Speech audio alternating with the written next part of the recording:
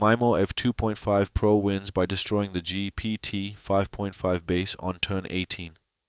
Cavalry number 4 delivers the final blow, a 10 damage strike against a base at 10 HP, surviving on 6 hit points after 2 consecutive pikemen hits. The match has a clear structural narrative. Mimo built fast, pivoted to offense early, and sustained the pressure despite losing units. GPT never threatened the enemy base once. The first decisive fork happened around turn 3. GPT had 30 iron by the end of that turn, then doubled to 90 by turn 4 with 2 villagers stacked on the same iron tile. That iron stockpile was the right instinct, but GPT never converted it into a military advantage. It had 120 iron by turn 5 and still no barracks.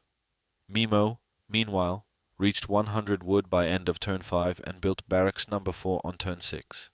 GPT only completed its own barracks on turn 7, 1 turn behind. But the real gap was qualitative. Mimo had a plan. GPT was just accumulating numbers. The second decisive moment is GPT's chronic misuse of its own sawmill.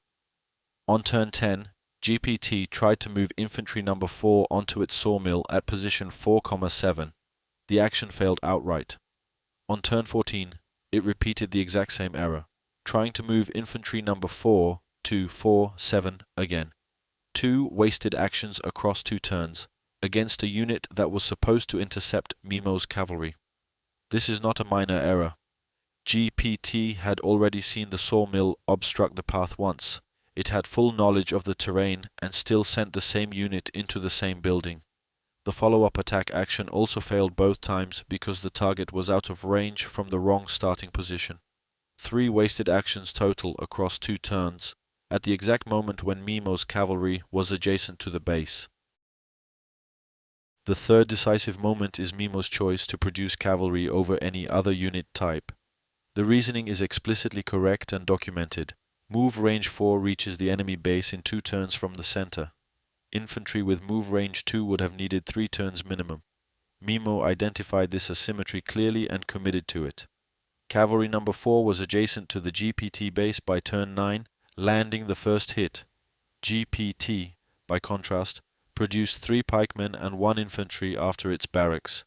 Pikemen are optimal against cavalry, so the counter composition was conceptually sound, but it arrived too late and was deployed defensively rather than against Mimo's base, which remained at 150 horsepower for the entire game.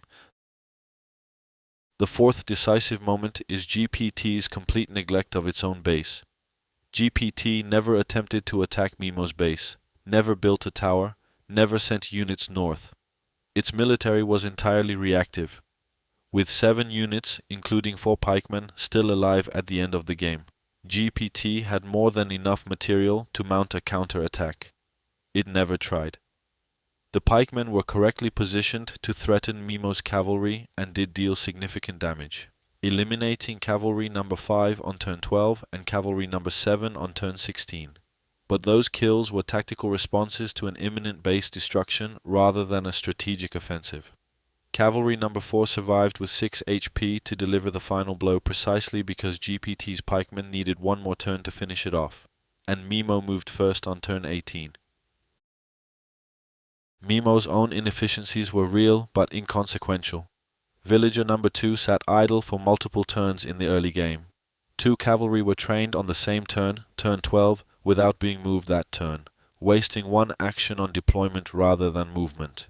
Cavalry number 6 spent 3 turns unable to reach the base due to spatial congestion around the target. None of these errors changed the outcome because the base was already at 80 HP and declining. GG Mimo.